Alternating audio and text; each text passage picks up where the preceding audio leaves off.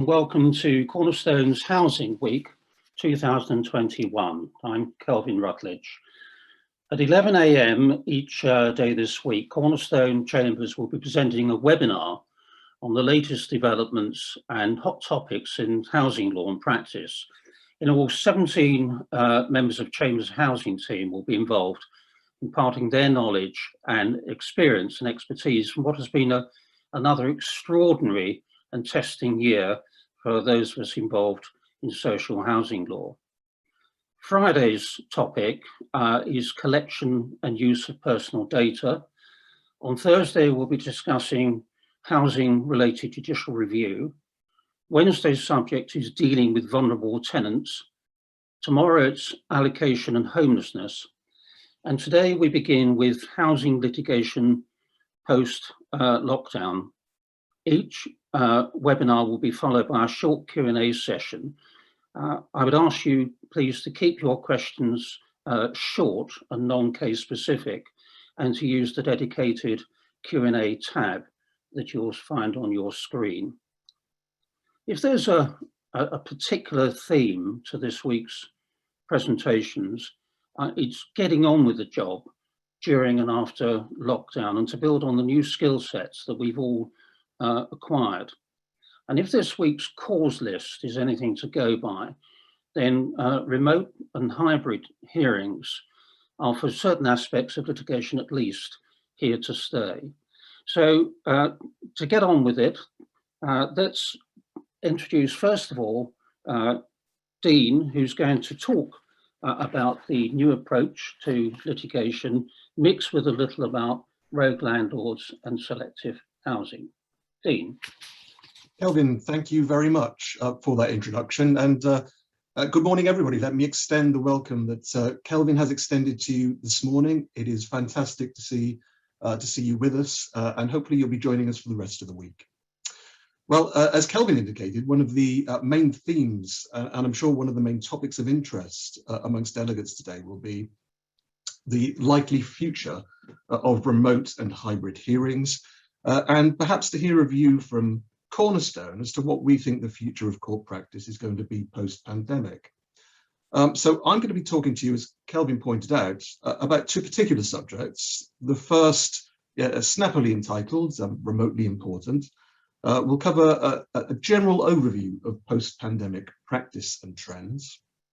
And then the second, and I'm going to try to segue neatly into this, for which credit I have to say must be given to Kelvin, I'm going to talk about rogue landlord regulation and give you some of the brief highlights of post-pandemic litigation.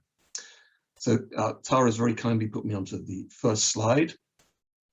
And so the big question for all of us, I think, and for most delegates, is going to be, well, as far as remote hearings are concerned and so-called hybrid hearings, that is, hearings where some participants take part by way of online facilities, online platforms, and some are actually in court. The big question is, well, to what extent are they here to stay, if at all? And I think the headline point has to be that to some extent or another, they are here to stay. They're simply not going to go away. And to that extent, I think the pandemic has brought about a real change in the landscape of court practice for the foreseeable future. But as Kelvin pointed out at the start, anyone who's been to court recently will have noticed that the court lists now comprise a combination of in-person hearings and remote hearings. And perhaps that's not surprising.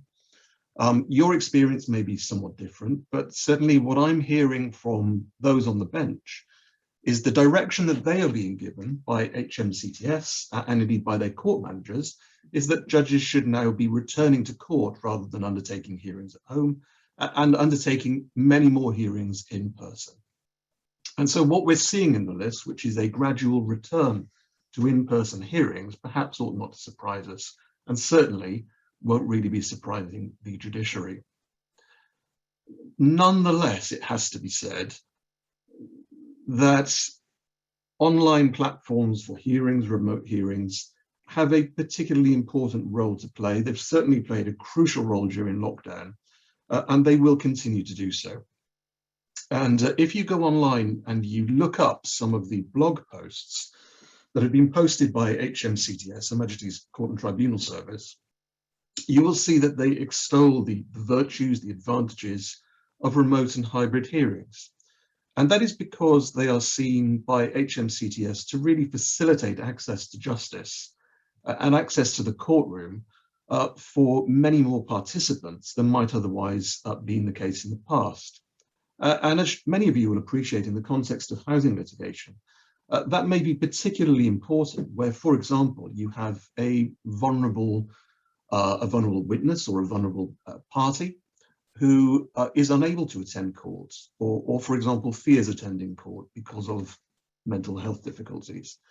And so HMCTS very much sees online platforms as a way of facilitating access to justice for those persons. And so for that reason alone, they are here to stay.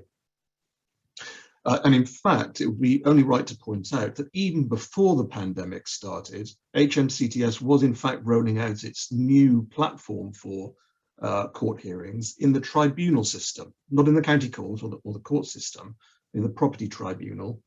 And it's referred to as the video hearing service, and it's intended to replace in due course what has become known as CVP, the cloud video platform, and is a better mechanism, HMCTS thinks, of supporting people through the online process of litigating. So the short message, if I can put it this way, is remote hearings really are here to stay. I suspect, if I were to look into a crystal ball, that we would see a return to in-person hearings, in particular for contested trials, because there are circumstances, and I'll come to this in a moment, in which it may not be appropriate to have participants giving evidence remotely. I suspect, however, we will see a continuance to a degree of remote hearings, certainly for the less important hearings, directions hearings, maybe interim applications, and possibly also, although Tara won't thank me for saying this, possibly also for the likes of Section 204 appeals, which are really heavily dependent on submissions, which can quite effectively be done online and is a skill that we've all had to learn and done so quite effectively over the last 12 to 18 months. So those are my predictions. You can come back to me in 12 months' time and tell me how wrong I've been. But I think, judging by discussions with colleagues in chambers, that's where we foresee remote hearings going. And yet there will be cases where it's simply inappropriate to have a remote hearing. And you may appreciate I mentioned contested trials. There will be circumstances in which you may think that you are unable to do justice to your case if, for example, you're required to cross-examine a particularly important witness online. And you may therefore think that the interests of justice require that person to attend court so that the judge can get a better picture of their body language and facial expressions in response to cross-examination. The judge in those cases will assess what's in the interests of justice and respond accordingly. Remember, if you have to attend court for any of these hearings, social distancing and pandemic precautions such as masks still apply, so be prepared for those. Very quickly, given that we think that remote hearings will continue to take place, how can you improve your prospects of a successful hearing? Some very brief tips. And I know that Matt and Tara will look into these in a little bit more detail in respect of both homelessness and repossessions. Familiarise yourselves, please, with the Ministry of Justice guidance and guidance from the judiciary. I've included a link on the slide. That will tell you how remote hearings will be undertaken and what you can expect by way of process. Bundling is absolutely critical. Please, please, please familiarise yourselves with online and software packages that enable you to put together a court bundle, and more importantly, to do so in accordance with judicial guidance. Again, I provided the link. The key to success in these hearings, as Kelvin, Tara and Matt will tell you, is accessibility and navigability. If you don't provide a bundle that's linked from the index to the contents, and for example, has bookmarks down the left-hand side to make it navigable, the judge will soon get riled and a bit frustrated about not being able to navigate through the papers. So please have a look at those. Access to all, make sure that your witnesses, that your parties, your clients can all access the court proceedings online, that they have an online platform to do so. And if they're giving evidence, they of course should be in separate rooms. And then very much like we as speakers have done today, set up a means of communicating outside of the hearing mechanism itself. So WhatsApp, for example, or email, so that you can properly communicate with your barrister and your legal team. Your barrister will thank you for that, because when they need to take instructions, they will easily be able to do so. Next slide, please, Tara. Thank you very much. Inevitably, because of the pandemic, there is a backlog of litigation, and we are still seeing the consequences of that. And so there is a great deal of listing frustration, not just amongst the parties, but understandably amongst the court officers as well. There are simply too many cases and far too few judges. The court service has responded to this by trying to bring in more deputies, and so in the high courts we're seeing a lot of cases now being dealt with by more deputies. The same in the county courts, with recorders and deputies sitting remotely to try to clear some of the backlog. But there are steps, of course, that you can take to try to push through your case to a result. One of them, of course, is considering resolution outside of the court service, if you think that that will not get you a solution soon. So ADR, negotiation, mediation, arbitration, all things that you should consider. And in your individual cases, think outside the box. Is there a housing management solution in a repossession action, for example, that might achieve your objectives and avoid the need to litigate? Now, more than ever is the time to think of those extra box, if you like, solutions. Top tips for success: isolation. This may sound a little inappropriate, but if you can find an individual, isolate them within the court service, so that you have their name, you have their contact details, and you know who to reach in order to find out about listing. Try to find that person, because a personal contact is far better than the Kafkaesque experience of looking around for an anonymous person to try to deal with your case. But the key is in information and communication. Provide the court listening office with as much information as you can to ensure that they're able to list your case successfully. Is the solution in a specialist housing court or tribunal? One would like to think so, but with the reality of restrictions on budgets, both in the Ministry of Justice and HMCTS more particularly, it's unlikely that that's an immediate solution, and that is probably a more long-term objective, possibly by pushing housing cases into the property tribunal. Next slide, please, Tara, onto the post-pandemic trends. Inevitably, we at Cornerstone are seeing a change in judicial attitudes because of the pandemic. And so, for example, in cases of repossessions based on rent arrears, landlords generally, we find that are finding it tougher to push the case through to results. Whereas by contrast, in cases of antisocial behaviour and unlawful subletting, the preponderance or the change in attitudes really seems to be that there is far less tolerance for that kind of tenancy breach than perhaps there might have been previously. And so those cases tend to be, because they are, as far as ASB is concerned, given priority, they tend to be reaching results a lot sooner. But perhaps again, a key to ensuring success is making sure you assess the merits of your case at a very early stage, understand what your objectives are, so that if you can either avoid litigation or push it through to an alternative dispute mechanism, you're able to do so, and you don't litigate unnecessarily. The real focus, however, we have found at Cornerstone has been and will be on social housing policies, whether that be local housing authority or registered social providers. And that is because, of course, during lockdown, we were required as landlords to formulate policies dealing with pandemic arrears, to reformulate policies dealing with vulnerable tenants, circumstances in which they would be, their premises would be repossessed. And for example, in the homelessness context and the allocations context, to formulate policies dealing with out-of-borough placements, taking account of the pandemic, and Kelvin's been doing an awful lot of work on allocations policies. There will be an increasing emphasis on policy compliance for a whole range of reasons. And so it is absolutely critical and this is my main message this morning, that you as social landlords make sure that you review your policies relating to allocations, homelessness, and housing management, and you ensure that they're fit for purpose. To that end, it will not surprise you to know, that is a line of work in which we specialise at Cornerstone, and on which we have really focused over the last 12 to 18 months.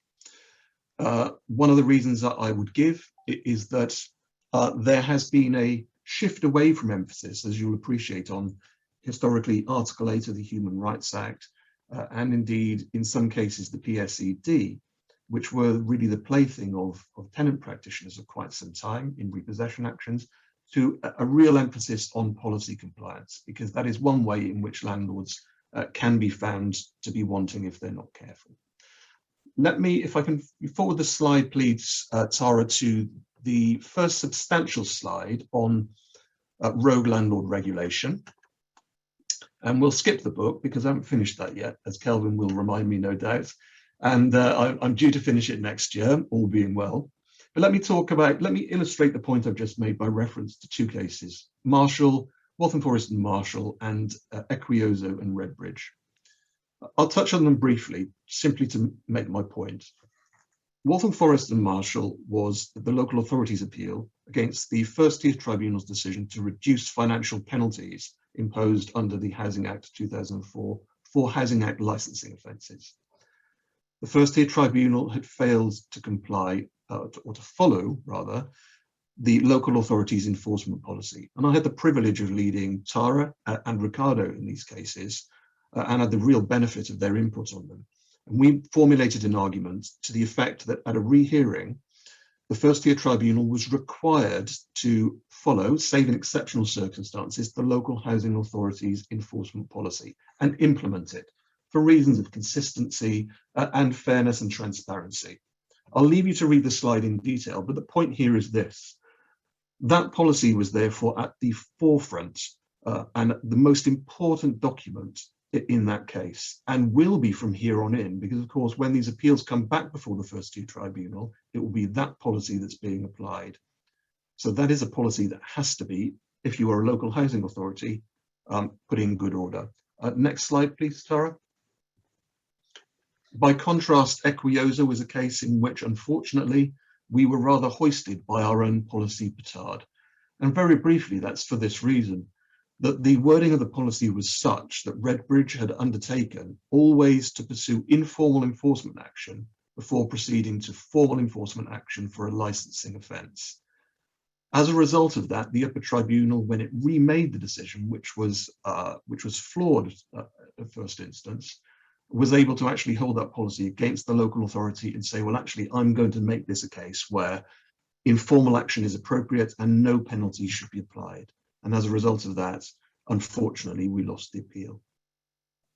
Let me give you some highlights from rogue landlord regulation, because I don't want to prevent Matt and Tara speaking to their full length on their sessions. The first of them, the nature of 2004 Act offences. Take a look at IR management services, and another case in which, again, I had the privilege to be involved, which was the Waltham Forest and Mohammed and Waltham Forest case in the divisional court. These cases establish that the offences of failing to comply with house in multiple occupation management regulations and failing to license a house in multiple occupation, or indeed a flat that requires a license, they are strict liability offences that don't require proof of mens rea. And then, by way of, again, very brief highlights, the relevance of spent convictions. It may not surprise you to know this was another Cornerstone case, one in which James, I believe, and Ricardo were involved. And the real crux of this case is that when they are considering whether a person is fit to hold a licence, and when the first-tier tribunal is considering appeal, they are entitled to take into account the conduct that underlies what would otherwise be a spent, or what is a spent conviction.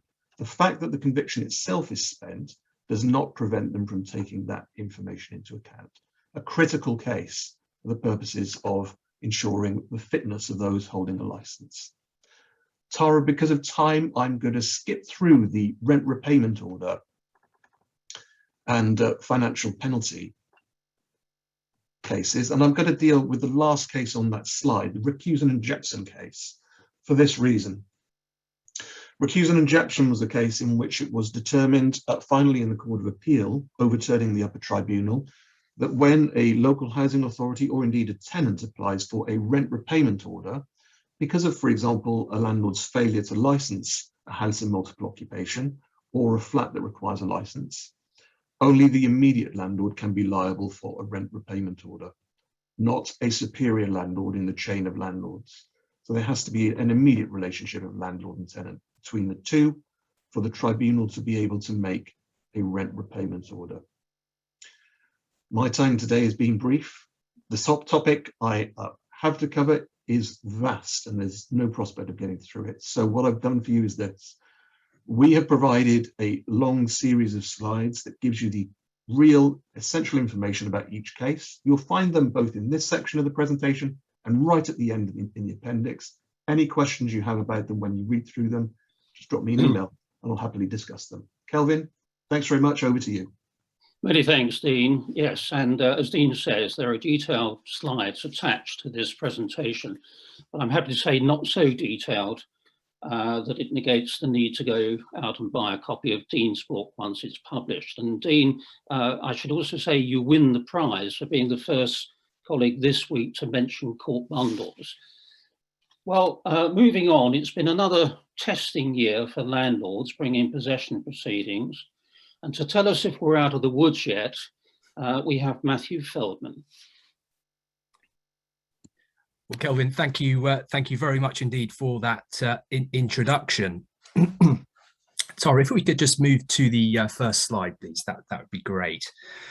And I would echo Kelvin's comment that it certainly has been a very interesting 18 months or so with an ever-changing procedural landscape. And what I'm proposing to do in my talk is to really take a canter through the practice and procedure post-lockdown. And of course, one of the main procedural mainstays, both during and post-lockdown, is Practice Direction 55C. As one can see from the slide, that is made under Rule 55A.1 and provides for a temporary modification of Part 55 during the period from the 20th of September 2020, which you may recall was the end of the stay imposed by Rule 55.29. And that goes on until the 30th of November, which is referred to as the interim period during which Part 55 has effect subject to this particular practice direction. So Tara, if we could move on to the next slide. And as many of you will be aware, at various times, there was an extension of the minimum notice periods in England and Wales, in fact, for assured, secured, flexible, introductory, demoted, and protected tenants. Because the topic today is dealing with procedure post-lockdown, I'm not going to spend too long on the periods of extension in the early period of lockdown. I've set those out in the slides. For example, one can see the earliest period was the 26th of March 2020 to the 28th of August 2020, when the notice periods were at least 3 months, 29th of August 2020 to the 31st of May 21. They were extended for most things, save for exceptions, including antisocial behaviour, rioting, false statement, and so on. And there are some other exceptions, again, that I won't go through in detail for the purpose of the talk today. the basic provisions are set out there in the slides. So Tara, if we could just move on to the next slide, and that's the period 1st of June 21 to 30th of September 21, at least 4 months, but again, with exceptions for ASB, rioting, false statement, which stayed at pre-pandemic lengths, notices in relation to death of a tenant and no right to rent returned to pre-pandemic lengths over that period, and where 4 months or more rent was outstanding, the notice period was 4 weeks. But a notice period of at least 4 months was required for all other grounds, including Section 21 notices. Tara, next slide, please, if we could.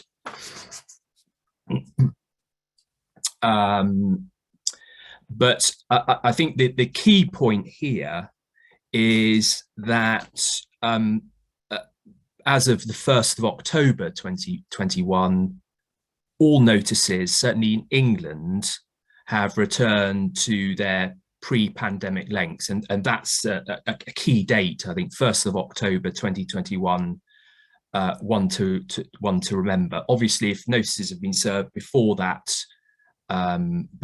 date, then you're looking at the various extensions that I've highlighted in the slides. But 1st of October 21 in England is a key date.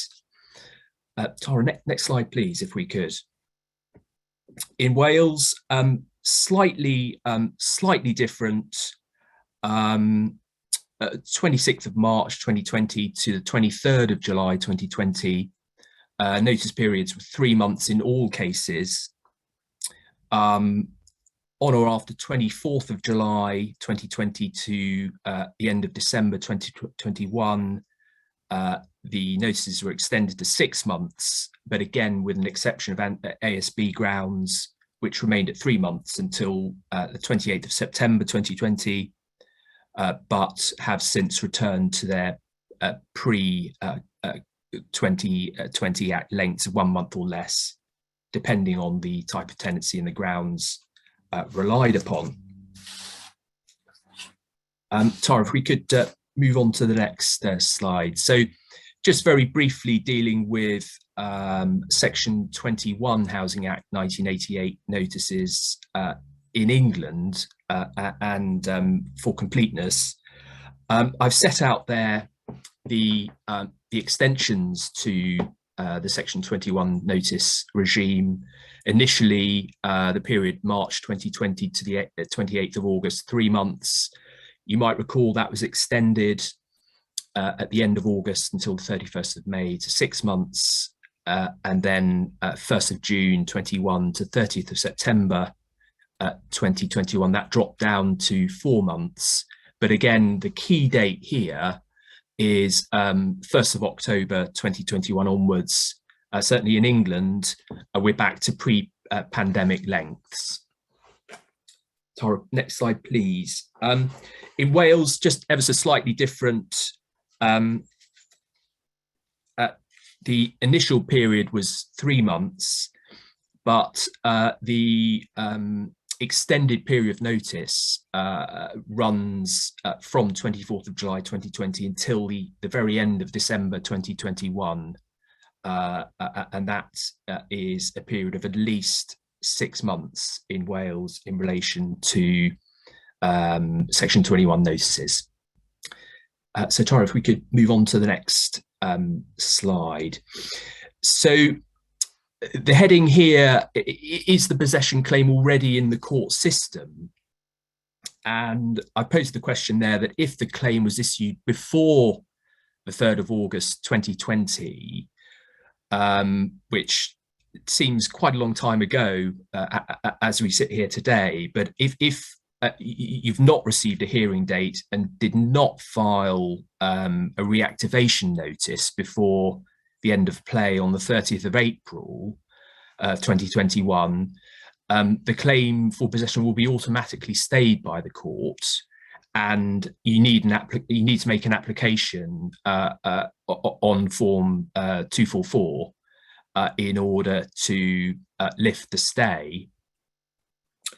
If the claim was issued on or after the 3rd of August 2020, and you've not yet had a court hearing date following the processing of the claim, I'm afraid you simply have to wait for the claim to make its way through the system. And as Dean has, I think, quite rightly pointed out, I think our experience is that there are significant backlogs in the system and fairly significant delays, notwithstanding attempts to bring in deputy district judges, recorders, and so on and so forth. So I think the feeling is that it's going to take some time to work through the backlog, and there'll certainly be some additional delay that's imported into the system. So Tara, if we could move on to the next slide, please. Yeah. So as many of you be aware, I'm just going to say a word about COVID-19 case marking, because the claimant, landlord, must provide information about the impact of the pandemic on the tenant. As Dean was touching on just a moment ago, either party can ask the judge to consider whether the hearing should take place remotely by writing into the court.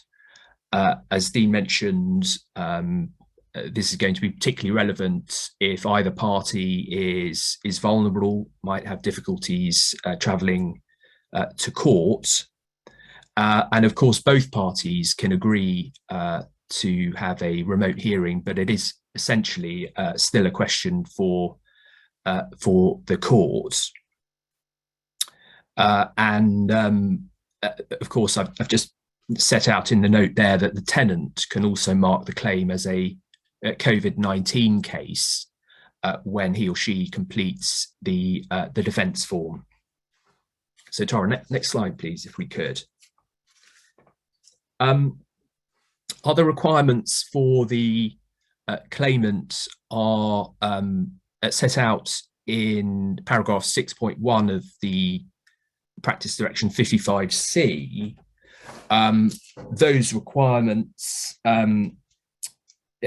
include that, and I'm just looking at the provision here, that the claimant must bring to the hearing 2 copies of a notice in a claim to which the pre-action protocol for possession claims by social landlords is applicable, confirming that the claimant has complied with that pre-action protocol, detailing how the claimant has done so, and in all claims setting out what knowledge that party has as to the effect of the coronavirus pandemic on the defendant and their dependents, and secondly, serve on the defendant not less than 14 days prior to the hearing the notices referred to in subparagraph A, setting out what knowledge that party has as to the effect of the coronavirus pandemic on the defendant and their dependents. So some additional requirements that need to be dealt with by the claimant. Now, we just touched on the backlog and the delays in the court system as a result of COVID-19. It seems to me that the cases are going to have some kind of priority depending on what they relate to.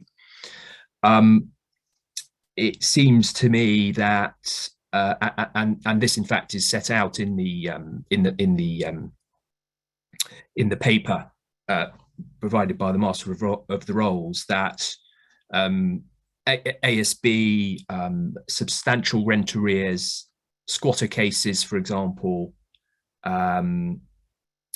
domestic violence, fraud and deception cases, unlawful subletting, abandonment, and cases of allocation by a local authority of temporary accommodation, it seems to me are likely to take precedence to other cases. So again, if the case doesn't fall into one of those categories, again, unfortunately, I think we are looking at some delay in reaching the conclusion of those cases.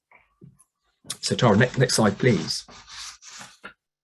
I thought it'd be important just to touch on enforcement, because there were restrictions on enforcement at various points in time in England from 17th of November 2020 until 31st of May 2021, and in Wales from 11th of December 2020 until the end of June 2021.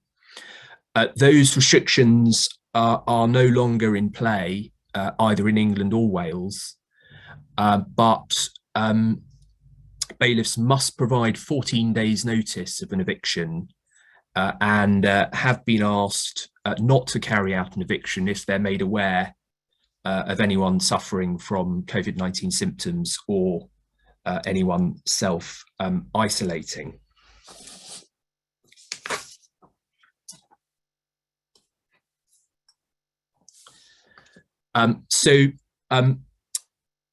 As claimant, one might come up with a situation where, due to restrictions or delays as a result of the pandemic, a warrant is at the end of its life or potentially has already expired. And in those circumstances, it would be sensible to make an application, again under 244, to extend the life of the warrant, setting out briefly why the delay has occurred. So that's a step that probably ought to be taken.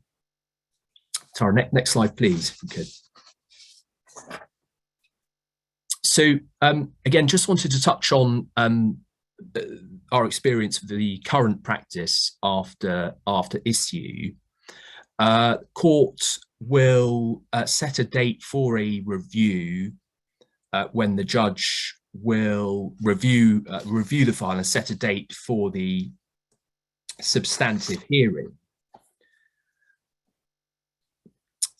There's some guidance on this in the overall arrangements for possession proceedings in England and Wales, again published by the Master of the Rolls Working Group on Possession Proceedings. That was published in September of last year. Tara, next slide, please, if we could. So what are the requirements in advance of a review? So at least 14 days before the review, you would need, as claimant, to email the court providing an electronic copy of all case documents to the court, including the pleadings, the claim form, information about how your tenant has been affected by coronavirus, and the tenant's defence, including whether they've marked the case as being affected by COVID-19. Confirmation that you've provided a copy of all the information about the case to the tenant, both in hard copy and electronically, if you have an email address for the tenant. And furthermore, confirmation that you're available on the day of the review to discuss the case either by telephone or potentially face-to-face with the tenant or duty scheme advisor, or indeed solicitor if the tenant has a solicitor. So if an agreement can be reached at the review hearing, a possession hearing will be fixed at least 28 days after the review date, and at that point the judge will decide whether to make an order for possession or alternatively to give directions. There is the potential for a scheme for mediation between the review and the substantive hearing.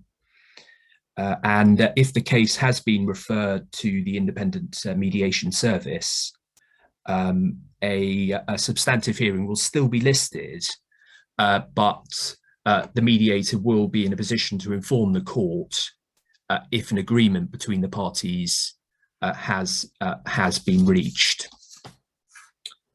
Just very briefly, I'm conscious of time. Just in terms of the future, it's perhaps something that we might be able to discuss by way of questions at the end. I know that Dean has dealt with this. Will the review substantive hearing system endure? We'll have to watch that space. And it's a very interesting question, I think, about whether we're going to find ourselves with a dedicated housing court. But I think those are perhaps subjects for further discussion at another time. So, Kelvin, back to you. Thank you very much, Matthew. Well, I can see from the chat line and the questions that are rolling in that this is a particularly important topic that you've dealt with, Matthew, and I'm grateful to you for dealing with it so clearly and succinctly. Matthew, I should say, was a lockdown acquisition by Chambers, and we're very pleased to have him in the housing team. Now, it won't have escaped notice that there have been some very interesting and important developments in the public sector sphere of homelessness law, and to help us understand them, we have Tara. Thank you, Kelvin. Good morning, everyone. It was really lovely to see so many familiar names on the list of attendees today, and I'm really sorry that I am going to have the chance to see you in person like we normally do on Housing Day, but fingers crossed 2022 will be the year.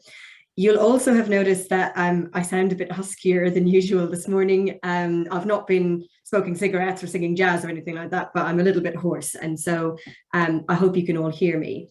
For that reason, I'm going to try and keep my remarks relatively brief this morning, but I do want to do a little update on homelessness because, of course, those of us who do work either for or against local authorities will know that's a busy and vibrant subset of housing litigation.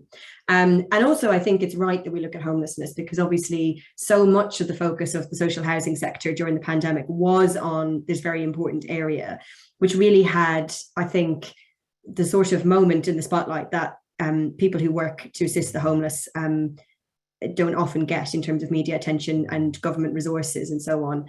And obviously everyone was very focused, particularly on the crisis for rough sleepers.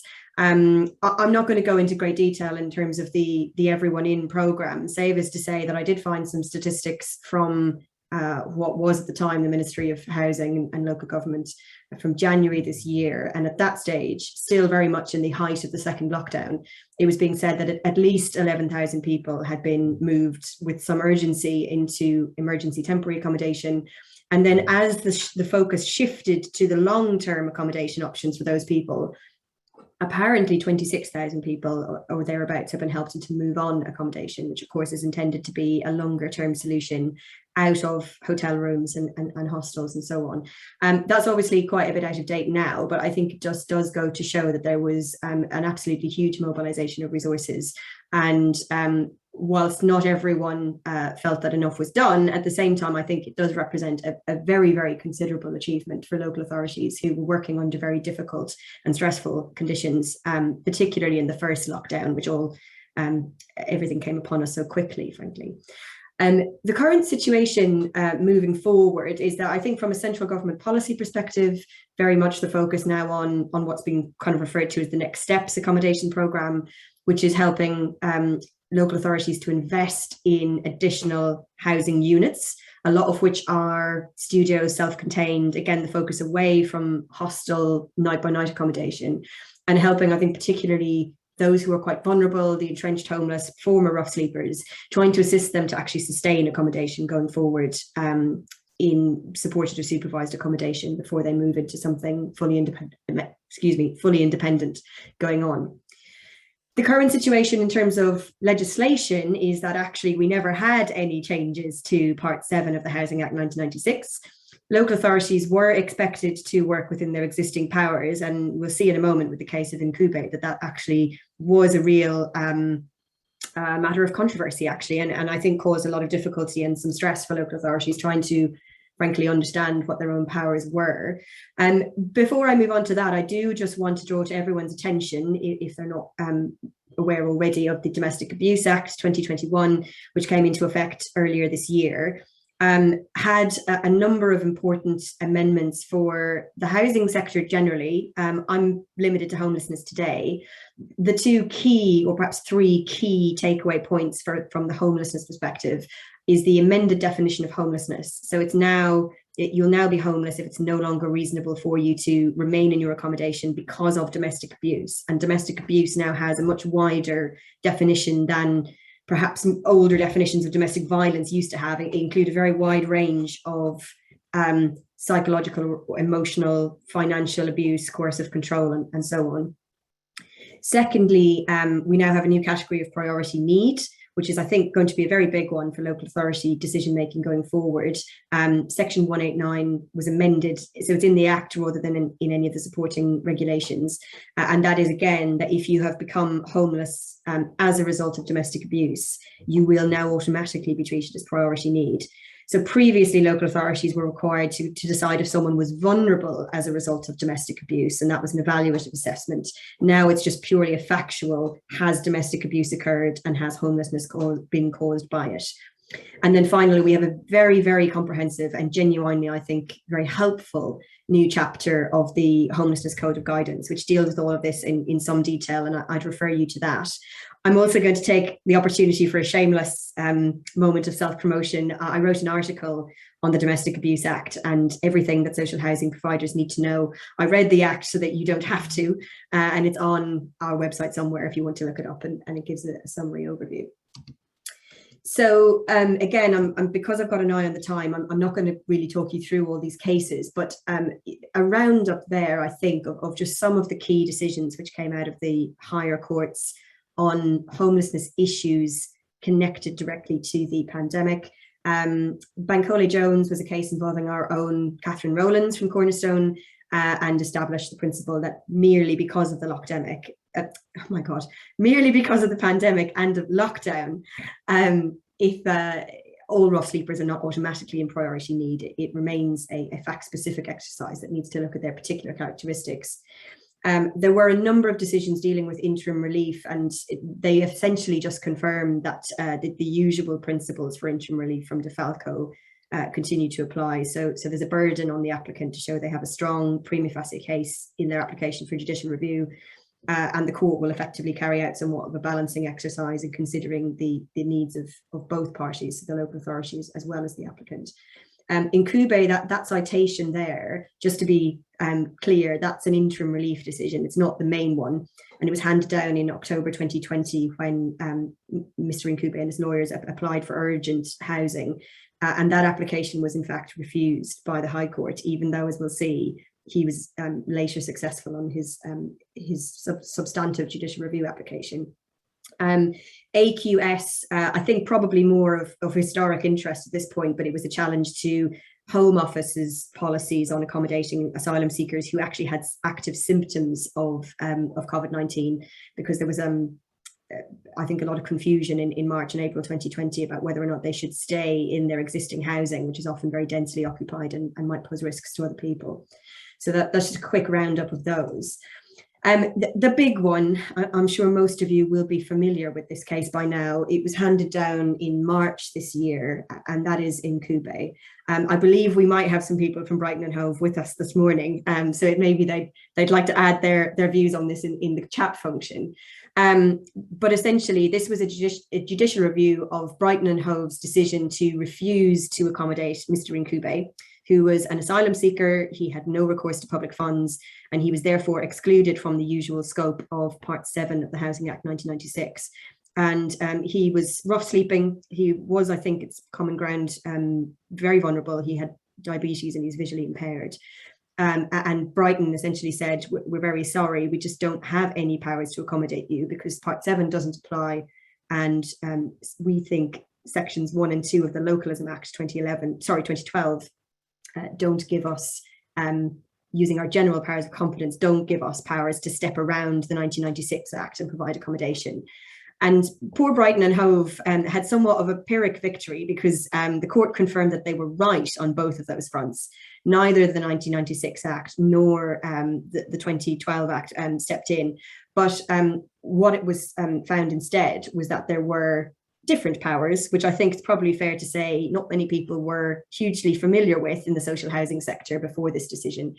And those are sections 138 of the Local Government Act 1972 and sections 2B of the National Health Services Act 2006. And those are powers to provide general assistance under the 1972 Act for emergencies, and under the 2006 Act to take steps to improve local public health. I think this decision is really important for two reasons, one of which is it's very important for local authorities to understand how they can help what we call the NPRF, so people without recourse to public funds during the pandemic. But also it does answer that question of what the general powers of competence in the Localism Act permit housing authorities to do. And the court was very clear that these individuals are excluded from the 96 Act, probably from the Care Act 2014 as well. And regardless of the, I think, the desire to accommodate them and the sort of merits of their case, the legislation didn't stretch that far. But what is also clear is, firstly, this is a fairly limited decision because it does only apply to those who don't have access to any services or assistance under the 1996 Act, and they will be asylum seekers and so on. So really you are stepping away from the normal 202 reviews and 204 appeals and so on. Secondly, that the court is very clear this is a power and not a duty. This is an exercise of discretion, and it won't frankly be it won't be exercised in every case. In particular, that the court highlighted that if the Home Office or someone else who is supposed to step in has powers to do so, there's unlikely to be a very strong onus on local authorities to, certainly not to provide long-term assistance, perhaps just to fill some gaps.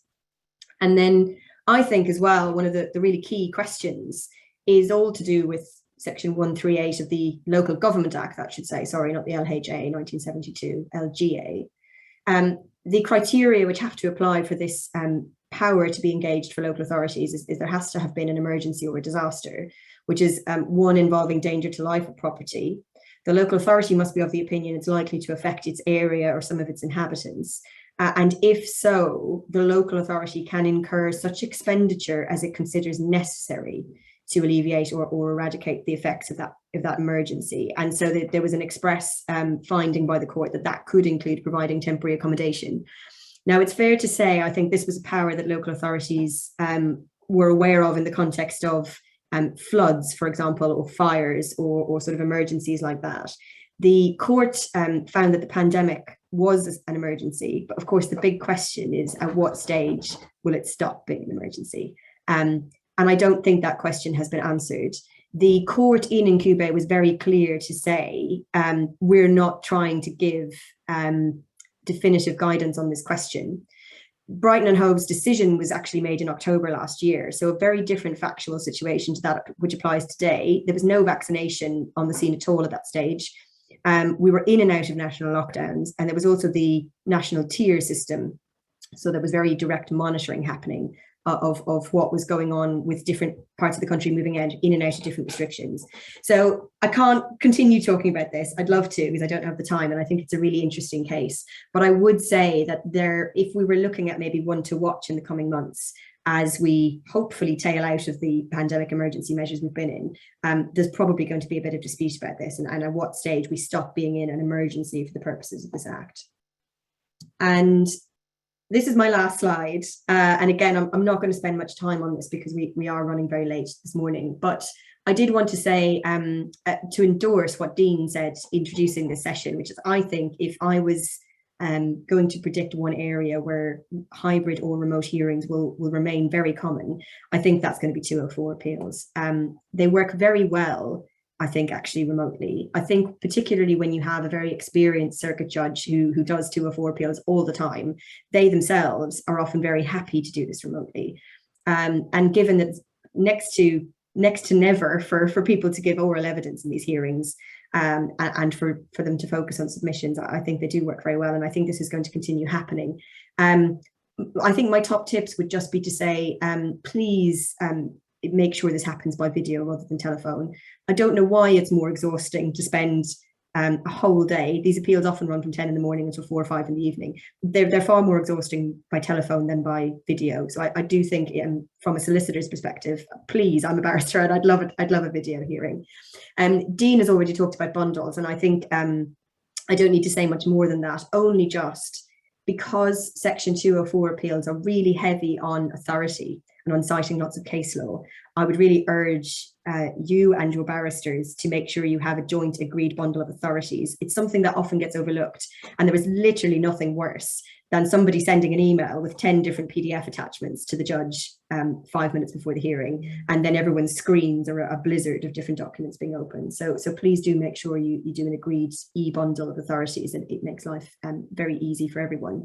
I think there's also a real backlog on some of these appeals, in my experience, particularly around the southeast of the country. I know Brighton and Hove, for example, Canterbury, places like that have been having real difficulty getting these appeals listed.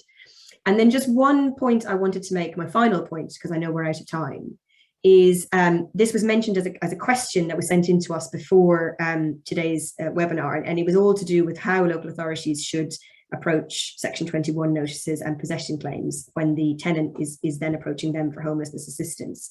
And some people are informally reporting that local authorities, now that possession claims are back and Section 21 notices are back, local authorities are requiring tenants to defend their claims, and saying that they won't accept their homelessness application unless the claim is defended or a possession order is made. And so it might be a useful opportunity to remind everyone of Section 175, subsection 5, which was introduced by the Homelessness Reduction Act, which is that if a valid Section 21 notice has been served and it's going to expire within 51 days, there's no requirement for the landlord to actually obtain an order for possession before the tenant will be deemed homelessness for the purposes of assistance from the local authority. So just perhaps you might want to remind your frontline officers of that, and just make sure that everyone's acting lawfully as a result. So thank you very much, and I'm going to hand back to Kelvin. Many thanks, Tara. Well done. Well, in the minute or two that we have left, I'm afraid, obviously, we don't have time to deal with many questions. So I'm going to confine myself to two things. Firstly, as both Dean and Tara plug their own cases, I'm going to make a quick plug for one of mine. The case of Kalonga and Croydon, the case where the Court of Appeal held that unless you have a forfeiture clause and a flexible fixed term tenancy, you can't bring it to an end mid-term, irrespective of the conduct of the tenant or otherwise the need to recover vacant possession.